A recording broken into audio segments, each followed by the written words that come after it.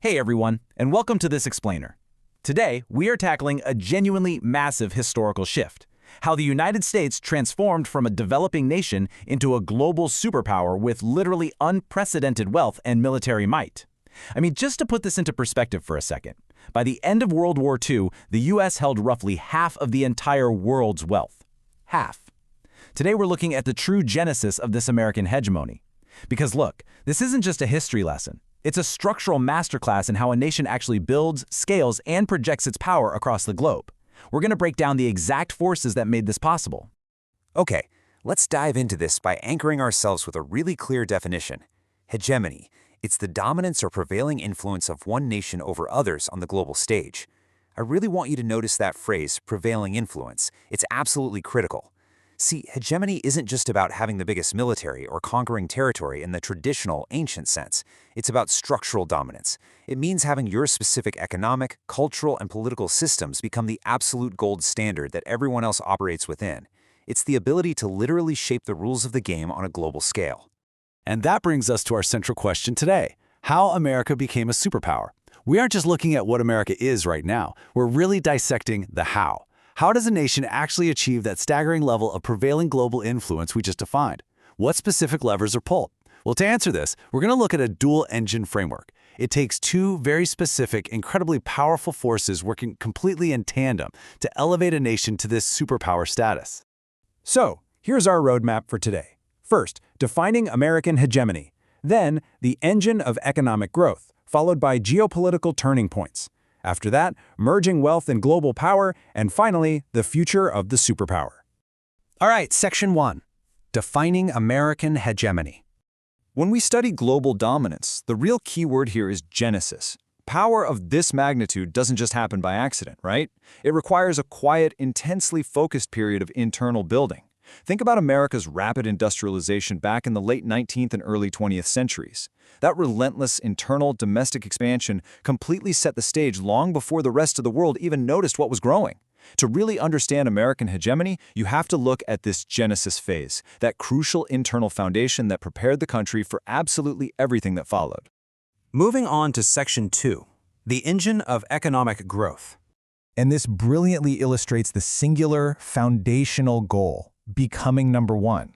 If you want to project influence around the world, you need the raw ammunition to do it. And in this game, that ammunition is pure economics. Before you can ever be a geopolitical superpower, you have to establish yourself as the major economic driver on the world stage.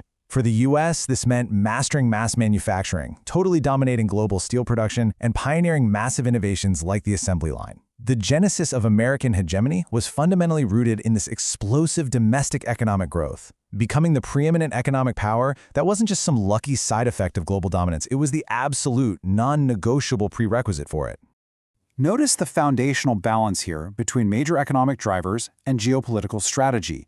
You see, massive economic capacity serves as the necessary, heavy counterweight for any geopolitical strategy. You can have the most brilliant diplomatic or military playbook in the world, but without major economic drivers churning out massive wealth, like that staggering post-war manufacturing and resource extraction, you simply cannot project outward. The geopolitical strategy basically has nothing to stand on without it.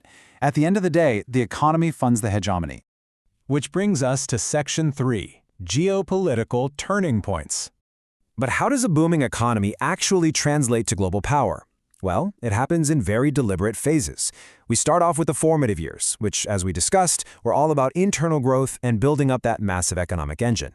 But then, we hit the turning point decades. This is where the strategic shifts happen, like America tentatively stepping onto the world stage during World War I and then doing it decisively with full force during World War II. These key geopolitical turning points lead right into the modern era, where superpower status is fully realized and operational. To really wrap our heads around those shifts, we have to look at the transition from a pre-hegemony stance, which was characterized by that intense internal economic focus, to a superpower stance, marked by global geopolitical intervention. And listen, this transition wasn't just some inevitable tide of history washing over the globe. It required deliberate, sometimes incredibly dramatic, strategic choices. It meant actively shifting from pre-war isolationism to deploying something as massive as the Marshall Plan to rebuild a totally shattered Europe. It meant intentionally using internal wealth to shape and structure the new global order and establishing systems like Bretton Woods to firmly lock that order in place. Let's jump into Section 4, Merging Wealth and Global Power. Let's move to and see how this builds into a really clear sequential progression. Merging wealth and power actually follows a pretty strict blueprint. Step 1. Maximize your major economic drivers. First, you've got to build the wealth. Step 2. Capitalize on those key geopolitical turning points. When history presents a massive crisis, you use your newfound economic weight to step in and alter the outcome in your favor. And finally, Step 3. Solidify that superpower hegemony by establishing global institutions that naturally favor your own economic and political ideals. It's a very specific, repeatable formula that launched a superpower. So, just to quickly summarize all of this, the genesis of hegemony is deeply, inherently reliant on major economic drivers serving as the raw fuel. That economic fuel is then strategically ignited during key geopolitical turning points. You simply cannot separate the economy from geopolitics if you want to understand global dominance. They are, without a doubt, the twin pillars of hegemony.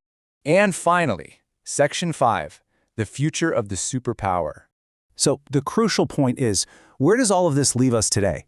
If major economic drivers and key geopolitical turning points fueled the genesis of American hegemony, what is it going to take to maintain it? Think about it. If the economic engine slows down, or if the strategy during new, modern global turning points falters, does the hegemony actually hold? Understanding exactly how a superpower is built is really the only way to understand how it might be sustained over time, or conversely, how it might fade. I really hope this framework helps you view global history in a totally new, dynamic way.